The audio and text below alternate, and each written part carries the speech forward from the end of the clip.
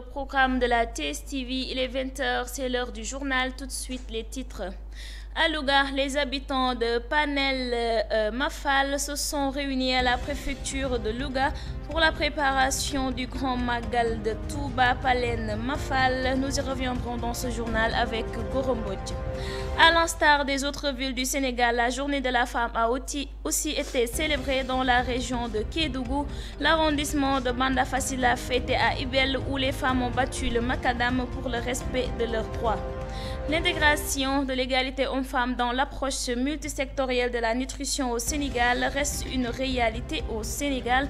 À Sédhiou, plus que 63% des femmes n'ont pas droit à la décision dans leur ménage. L'école primaire Boulidiao de Saint-Louis a reçu un don de matériel didactique de la part de la famille du parent Boulidiao en faveur des élèves déficients visuels. C'est la fin des titres. Reste avec nous. Le développement, c'est dans quelques instants.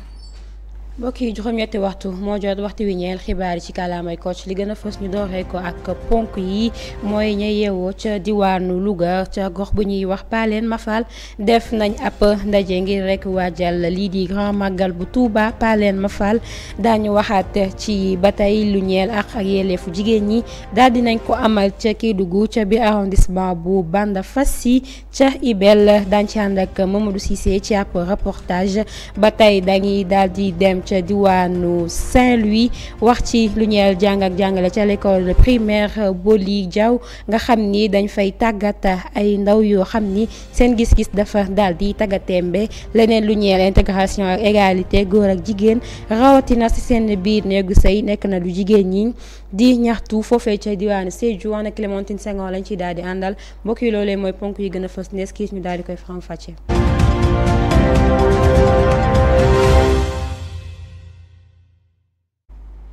À Louga, les habitants de Palen Mafal se sont réunis à la préfecture de Louga pour la préparation du grand magal de Touba Palen Mafal. Cependant, beaucoup de doléances afférentes, surtout à la réfection de la route qui mène vers Palen, l'eau et l'électricité ont été soulevées. C'est un extrait de Gorombodj. Nous avons été très satisfaits du déroulement de ce CDD, dans la mesure où l'ensemble des problèmes auxquels nous sommes confrontés dans l'organisation de ce grand magal de 2023 a été exposé. En partant de la sécurité, la gendarmerie a pris des décisions et s'est engagée. Pour ce qui est de l'eau, nous espérons bien que les engagements qui seront pris seront respectés. Maintenant, si nous revenons un peu sur l'accès à Palen Mafal, vous savez que la Palen Mafal a une route latérite qui date de presque plus de 10 ans. Et chaque année, on fait une réfection. Grâce à un partenaire qui est Gentra, on a pu faire quelque chose pour combler les trous et les nids de poules.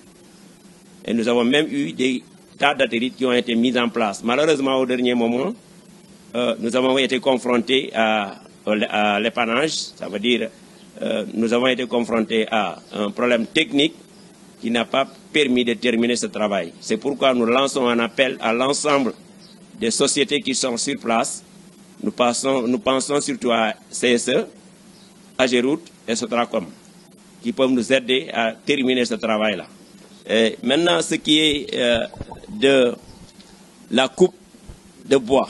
Et là aussi, nous sommes rassurés parce que le responsable des eaux et forêts, le chef de brigade, nous a assuré qu'il mettra à notre disposition des autorisations provisoires de coupe. mbokk yi bisimila ci xibaaru mbarax yi ci kàllaamay Kocc ca Louga ña yeewoo ca commune bu ñuy wax Palen Mafal dajaloo nañ ca préfecture bu Louga ngir waajal li nga xam ni moo di grand magal bu Touba Palen Mafal ay doléances yu bari yëkkati nañu ko foofee ci noonu ñu daal di teelu seeni kaddu ci micro Gorombodj. ñu ñëwaloon leen tey fii ci préfecture bu Louga doon fi indi suñuy kaddu jëmale ko ci bëgg-bëgg Palen Mafal lu demee naka ndox ak yoon bi ak courant ndax jàpp nañ màggal gi le 18 mars ci 2023 bi li nga xam ne nag mooy suñuy bëgg-bëgg ak suñuy yitte yëpp wax nañ ko fii tey ci kilifa yi nga xam ni ñoo fi nekkal borom réew mi. yiñ fi jot a wax mooy lu demee na ko ndox ndax ku ne xam ne ni jamono yi nii jamonoy tàngoor la te dëkk ba tamit nekk na dëkk bu mag te ndox manqué na fa loolu. yoon bi tamit am na ay yàqu-yàqu. ba léegi kii yeñ fa joroon ma nga fay baare yoon wi loolu lu ñu ci mën a gën a jàppal mu gën koo mën a baar kii ndax mu bañ a indil problème oto yi loolu ñu ngi ciy dolli. kuñ ci dimbali état ko yor wàllu courant bi am na fa xam ne porté dafa manqué jotu fa waa seen la ñoo ko yor ñoo ci war dimbali ñu def ay porté yu mat sëkk. am na fa xam ne teew yu mag yi dafa àggul te SONES seen teewoo du làqati koñ loo jege du làqati da lay romb rek te bari na kër yoo xam ne dañoo war a làqati bëgg nañ ko dimbali daal courant bi yokk poto yi ndox mi ni yokk barasement yi ci kër yi yoon nañ ko godoro boobu ñuul kukk 3 jours yi ci gàmmu gi comme garab gu dee sa kër wala ci àll bi nga soxla ko boo dikkee dañ. À l'instar des autres villes du Sénégal, la journée de la femme a aussi été célébrée dans la région de Kédougou. L'arrondissement de Bandafassi l'a fêté à Ibel, où les femmes ont battu le macadam pour le respect de leurs droits, suivant ce reportage de Mamadou Cissé. Les femmes du village de Ibel ont elles aussi célébré la journée du 8 mars. Elles ont marché de l'entrée du village de Ibel à la case de santé, où elles ont livré un important message. On veut nous aussi, pour cette marche, pourquoi on a créé ça? On veut utiliser ce que les femmes au Sénégal, à Dakar, ce que les femmes utilisent. C'est ce que nous aussi voulons utiliser. Tu as vu, on a beaucoup de monde. Il y a beaucoup de GIE. Toutes les... ci mbooloo moo xamante ne biir Ibel GIE muy groupement man Diena Ba Ibel maa ngi leen di remercier bu baax a baax. autorité yi ñun nañu ne ci fukki groupement ak ñett amuñu benn liggéey maire bi jàmbaar la day liggéey waaye lépp am na lu manqué ndax nit ki tamit loo mun dina am loo manqué ñu ngi leen di ñaan yéen góor ñi nguur ñi président nga may ñu ñun fii waa Ibel ñu mun a jàpp liggéey. jigéen ñi sonn nañu jigéen ñi ñu ngi ci matt bi jigéen ñi ñu ngi ci tool yi jigéen ñi ñu ngi ci bay bi jigéen ñi ñu ngi ci jur bi. Quartier de Ibel, mais aussi des villages environnants, a montré leur engagement auprès de leur présidente, mais aussi auprès de leur leader pour fêter cette journée de la femme. À l'instar des autres femmes de ce village, elles se disent être prêtes à se donner la main dans la main et à travailler pour aider leurs maris, aider leurs collaborateurs dans les foyers et bureaux. ñu ëpp na ay fukk GIE yi nga xam ne suñu papier yëpp dafa normal amul dara lu manqué ci biir kayit yi léegi nag lu ñu soxla mooy financement bu am biir ci biir gouvernement bi na ngeen ñu jàppale ñu bokk ci biir kii yooyu jàppale jigéen yi parce que ci suñu groupement yi parce que am nañu fruits yu bëri yu fi nekk am nañu ay mango am nañu ay mat am nañu ay Dakar lépp am na mais bawol yi ñooy ñëw jënd ci ko yóbbu ko ci biir Sénégal nga xam ne ñun ñi boo leen fi créé ay transformation mun nañu ko dama bëgg ngeen jàppale jigéeni Ibel tamit ñu bokk ci kii programme yooyu. Cette marche des femmes de Ibel a regroupé près d'une quinzaine de groupements de femmes GPF unis pour montrer leur engagement, mais aussi leur détermination et leur union auprès des autorités locales et administratives de Kédougou, du respect des droits de la femme. Mamadou Cissé, Kédougou, Teranga, Sénégal.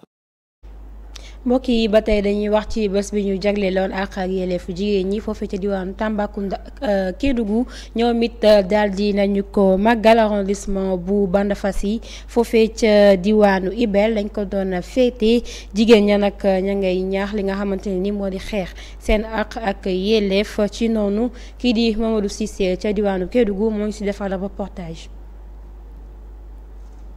jigéen yi di yeewoo fële ci village bu Ibel nekk ci arrondissement bu Bandafassi ñoom tamit jot nañu amal seen bés du 8 mars dañoo dox ñaxtu ci entrée village bi dem fële ba ci case de santé bu Ibel ñu joxe message bile. dañ ne lu góor mun na def ñaari loxo ñoo takk tubéy waaye ñaari loxo ñoo takk sër lu waral loolu mooy suñu journée de la femme tey fii ci biir Ibel c'est la première fois ñu koy def léegi lan la ñu gis. lu tam affaire développement ci biir réew mi lañ ñaan nguur gi mun ñoo jàpp maa ngi nuyu képp man nag sama kàddu bi maa ngi koy wax ci mbooloo moo xamante ne ci biir Ibel GIE muy groupement man Diena Ba Ibel maa ngi leen di remercier bu baax a baax. autorité yi ñun ñu ne ci fukki groupement ak ñett amuñu benn liggéey maire bi jàmbaar la day liggéey waaye lu am na lu manqué ndax nit ki tamit loo mun dina am. lu toll ci ay téeméer jigéen jóge ci village environnant yi waaye tamit ci quartier foofu ci village bu Ibel jotoon nañu ñëw bokk ci marche boobule ñoom nag nee nañu pare nañu ngir jàppale seen jëkkër waaye tamit jàppale autorité administrative. alors ñu ëpp na ay fukk GIE yi nga xam ne suñu papier yëpp dafa normal amul dara lu manqué si biir kayit yi léegi nag lu ñu soxla mooy financement bu am biir si biir gouvernement bi na ngeen ñu jàppale ñu bokk si biir kii yooyu jàppale jigéen yi parce que si suñu groupement yi parce que am nañu fruits yu bëri yu fi nekk am nañu ay mango am nañu ay mat am nañu ay Dakar lépp am na mais bawol yi ñooy ñëw jënd si ko yóbbu ko si biir Sénégal nga xam ne ñun ñi boo leen fi créer ay transformation mun nañu ko dama bëgg ngeen jàppale jigéeni Ibel tamit ñu bokk si kii programme yooyu.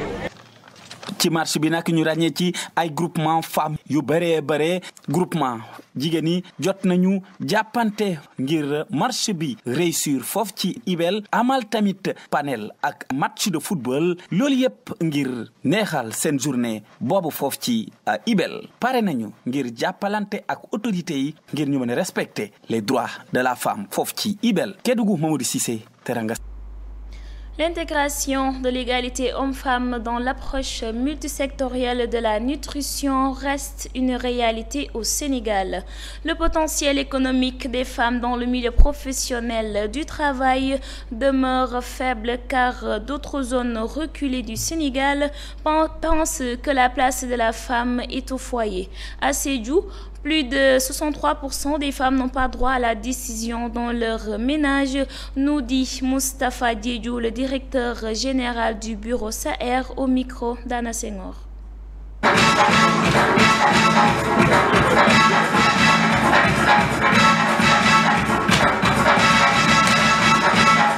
Sédhiou, parce que lors de la prospection pour le développement du proposal pour ce projet, on s'est rendu compte qu'à Sédhiou, il y avait des problèmes un peu partout, particulièrement sur le genre. Vous avez vu les statistiques tout à l'heure où presque 63% des femmes n'ont pas droit à la décision au niveau du ménage. Nous avons aussi des problèmes par rapport à la santé des enfants de moins de 5 ans où les taux d'anémie avoisinaient les 75% alors que le niveau national est à 11%. Et aussi le niveau de pauvreté, surtout par rapport à l'index de pauvreté, était assez élevé. Tout ce qui fait qu'on a un lit propice ici à l'éclosion des inégalités de genre, mais aussi à des problèmes de nutrition et de santé, particulièrement la santé de la reproduction, qu'on a voulu adresser. Lors de la mise en œuvre et lors du ciblage, on a négocié avec le Canada pour que dans l'inclusion, que Sédhiou qui présentait ce faciès assez particulier puisse être intégré dans le groupe des régions qui devaient être ciblées par ce projet-là.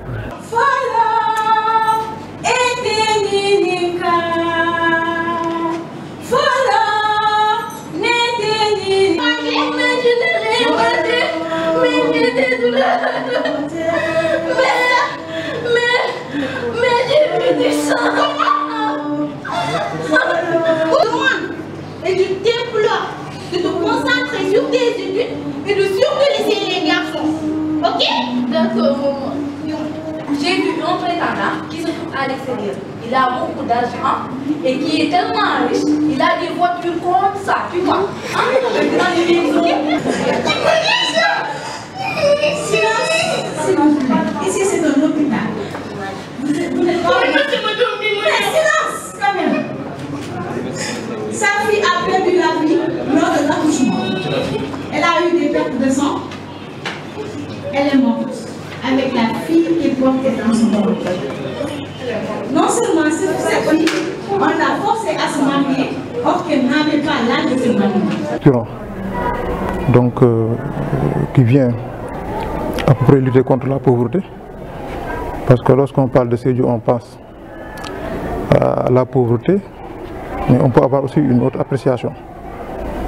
Parce que Sédhiou est une région qui a un besoin criant d'investissement en matière d'infrastructure.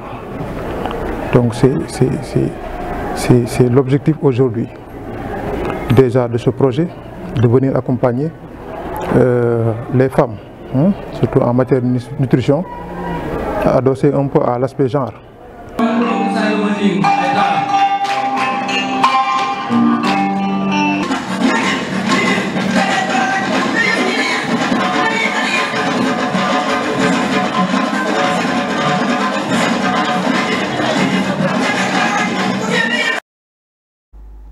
Intégration ak égalité góor ak jigéen ci approche multisectorielle ci diwaanu Sénégal mu di ab potentiel koom-koom bu jigéen ñi nga xam ni dafa daal di faible ci milieu professionnel du travail bi saytu bi nag moo di ne foofee ca diwaanu Sédhiou 63% ci jigéen ñi amuñu décision jaar di koy jël ci seen biir néegu sëy loolee wala nag ki nga xam ni moo di Moustapha Diédhiou di njiitu bureau Saher daal di yëkkati ay kàddoom dénk ko Anna Clémentine Senghor.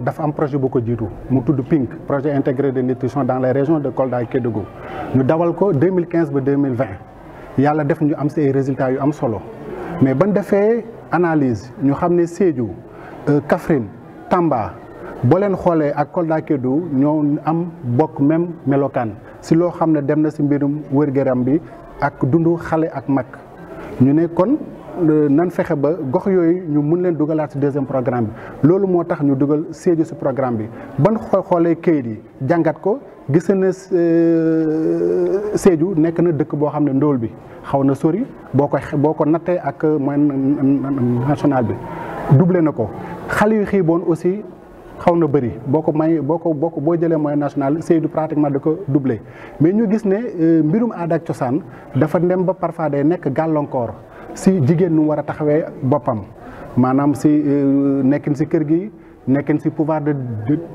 décision yi nekkin aussi si instance yoo xam ne ñoom dañuy am kaddu ñu ne kon na ñëw fexe ba fësal en tout cas ak yelleef jigéen loo xam ne dem na seen dund mais loo xam ne dem na aussi seen wér-gu-yaram ak seen i pouvoir de décision ba suba ñoom aussi gannaaw ñoom ñoo yore famille bi ñoo yore xale yi ñu mën a am kattan am doole ba nga xam ne lépp loo xam ne njabootu soxla nañ ko ñoom ñu taxaw si.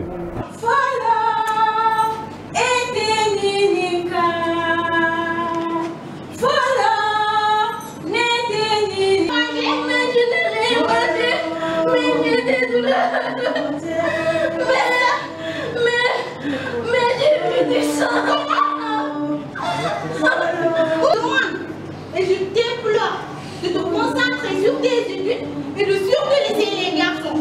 Ok? D'accord, maman. J'ai vu un prétendant qui se trouve à l'extérieur. Il a beaucoup d'argent et qui est tellement riche, il a des voitures comme ça, tu vois. Dans les maisons. Silence. Ici, c'est un hôpital. Vous n'êtes pas... Silence, quand même. Sa fille a perdu la vie lors de l'accouchement. Elle a eu des pertes de sang. Elle est morte avec la fille qui portait dans son ventre. Non seulement cette fille, on l'a forcée à se marier, or qu'elle n'avait pas l'âge. ñu xool lu ñu def ba accompagner suñu jigéen yooyu noonu pour tey seen produit ñu defaree fii parce que produit yëpp fii lañ ko defaree ñu xool léegi seen produit yi bu ñu ko defaree parce que tamit day gaaw a yàqu léegi njeexital bi tam ñu xool nu ñu leen mën a accompagner ba seen produit yooyu ñu bañ a gaaw a yàqu bu ñuy wax wàllum conservation mais ci biir loolu tam boo conservé pare nga war a mën a jaay sa produit donc forum bi si loolu lay jublu waaw ñoo ngi ci xalaat donc suñu kii rek moom la ñuy teg pour mën a dimbali suñu jigéen ñi yi fi nekk fii ci région Sédhiou.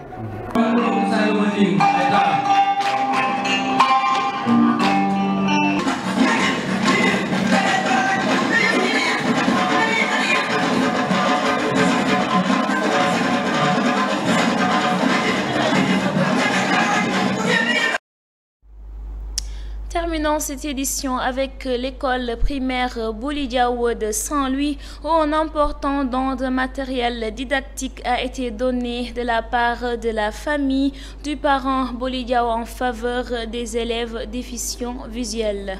Cette école a une particularité de recevoir des élèves malvoyants disposant d'une classe transitoire qui couvre toute la région de Saint-Louis. Ainsi, le directeur de cette école interpelle les autorités autorités pour faire de cette école un mini-internat. Cheikh Dramé Ngom, directeur de l'école Bouli Diaw de Saint-Louis, est au micro de Sophie Dramé. Je vous propose de l'écouter. Aujourd'hui, on a eu l'honneur de recevoir la famille du parrain Bouli Diaw, qui chaque année n'attend rien. Chaque année s'attelle à venir nous rencontrer, apporter ce dont les enfants ont besoin pour la réussite de leur mission, de nos missions, mais pour la réussite de leur enseignement-apprentissage. L'école est une école particulière de par les enfants qu'on y reçoit, parce qu'on reçoit des élèves déficients visuels, des élèves, des aveugles, des malvoyants, mais aussi des élèves voyants. Et que ces élèves-là ont besoin de matériel différent de ceux que l'on utilise par les autres enfants. Maintenant, chaque fois, et ce matériel-là n'existe même pas au Sénégal. Nous avons une école, une classe transitoire qui couvre toute la région de Saint-Louis. L'école est installée ici au niveau à l'école Bouli Diaw, mais ça intéresse toutes les écoles de la commune de la région même de Saint-Louis. L'enfant qui arrive pour la première fois, un déficient visuel, pour ne pas dire un aveugle, d'abord on lui fasse une consultation médicale pour voir de quelle maladie il souffre. Maintenant, et les premiers actes sont posés. Ensuite, une fois inséré dans cette classe-là, il est initié. Il est initié à l'écriture, à la lecture, au langage. Au bout d'un certain temps, des fois c'est 1 an, des fois c'est 2 ans, et cet enfant-là est orienté vers les classes transitoires, vers les classes inclusives, retrouvant là-bas encore des autres élèves voyants, comme les écoles traditionnelles. Maintenant, ce n'est pas seulement au niveau de notre école, mais dans beaucoup d'écoles de Saint-Louis, vous trouverez là-bas des aveugles qui cohabitent en même temps que les élèves voyants. C'est par rapport à leur proximité, aux proximités de leur maison, de leur foyer. Ils sont là, ils ne peuvent pas toujours se déplacer pour venir. N'est-ce pas? Il habite à Pikine, il habite à Léona, il est à 10 km, 9 km, 3 km, 4 km de l'école. Le parent n'a pas toujours les moyens de lui donner le transport. Cet enfant-là est inséré dans une école d'accueil proche de la maison familiale. Voyez-vous, ce qui nous pose aussi certains problèmes, parce que des fois le niveau baisse. Parce que l'encadrement qu'il a ici au niveau de notre école, il ne l'a pas toujours ailleurs. On lance un appel aux autorités pour faire de cette école-là vraiment au moins demi-internat. Et c'est possible, hein, pour permettre aux enfants-là de résider ici, de rester là, d'habiter ici. mbokk yi jàng ak jàngale ñu wax ci li nga xam ni moo ñeel jàng ak jàngale ci école primaire bu Bouli Diaw ca diwaanu Saint-Louis am nañ lu toll ci ay lot matériel didactique bu am solo ñu daal di koy jagleel ndongo yi nga xam ni seeni gis dafa daal di tàggatémbe boobu la l'école nag dañ fay tàggat ay ndongo yoo xam ni ay malvoyants lañ leen di woowee ci noonu nag directeur boobu la école mi ngi interpellé état ngir mu jàppale leen ba boobu la école daal di mën a nekk ab mini internat ci noonu ñu daal di teewlu Cheikh Dramé Ngom ci micro Sophie Dramé. La famille du parrain Bouli Diaw day ñëw ci école bi indil ñu ay bagages indil ñu ay xéewal yi nga xam ne moom la xale yi soxla pour mën a jàng pour seen jàng mën a avancer. parce que xale biy jàng te amul cahier amul ardoise xale boobu taxaw amul support mais ki nga xam ne bëtam dafa sëgg mu nekk laa kooku soo ko joxee cahier yi xale yi étudier jox ko ardoise yi étudier xale boobu du dem. Donc am na matériel bu mu soxla ñu koy wax des tablettes yooyu moom la famille du parrain bi tey indi benn bu nekk li muy jar d'une valeur de plus de 2 millions ñu indil ñu ko pour permettre ak aveux yi nga xam ne ñooy traîner benn xale bëggatuñu mu traîner dinañu permettre léeg-léeg ñu dem dans les villages ñu fekk fa ay gumba mais mënuñu leen indi parce que amuñu le matériel soo ko indee day toog di xoolee ñoom ñëw non seulement indil ñu sa matériel là jox nu ay kaan jox nu ay papier jox nu ay tablettes mais aussi des rames de papier pour permettre ñu mën a defal évaluation mën a natt suñu élèves yi nga xam ni dara jotu leen n'est-ce pas mi ngi noonu te dans le passé comme on dit on a eu des résultats probants am na élèves yi nga xam ne ñu jot a présent ñëpp en 36e ñëpp a jàll ak CFEE ñëpp a jàll am na élèves yi nga xam ne jàll nañu BFEM dem seen yoon am ñi nga xam ne ñoo ngi au lycée te suñu amee ay devoir seen professeurs yi fii nañ koy indi ci école bi indi ko avec l'appui de Ndiaye Braille le formateur des formateurs qui est là à mes côtés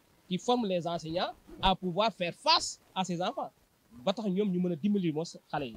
da ngay wax ci autorités yi mooy d'abord ñu gëstuwaat ces déficients visuels bañ ko bàyyee rek le partenaire qui est inefficace nga xam ne moom bu nekk mën na ko mën capacité d'accueil ëpp na les 11 élèves que nous avons ou bien les 14 dans toute l'école ici nous avons 35 élèves 34 à l'école 23 maintenant fii dans la commune nous avons 35 te gis nañu ñun ay élèves yi nga xam ne xale yi nga xam ne ay gumba lañu mais dañuy taxawaale ay silmaxalanu voilà dañuy taxawaalu te pourtant mën na leen jël fii mais amuñu le matériel nécessaire boobu suy ñëw ñun dañ koy jox paas ñuy dem dañ koy jox paas mu dem xale yi ñëw fii danañ jox paas ñu dem dañ ndékki aussi chaque matin fii la xale yi di ndékkee te ndékki boobu nguur gi joxuñu ko le partenaire joxe na une partie mais suñu ñëwee ba yokk élèves yooyu ñun dañuy am problème parce que déjà am na ñu fi nekkoon mais partenaire bi jëlatu leen en charge ndax ñu dans les autres classes mais tàmm nañ di fi ndékkee seen parents yi amul lu leen jox ñu ndékki ñooñu dañuy ñëw ci classe bi teewul dañ leen di jox on fait des gymnastiques extraordinaires moo tax.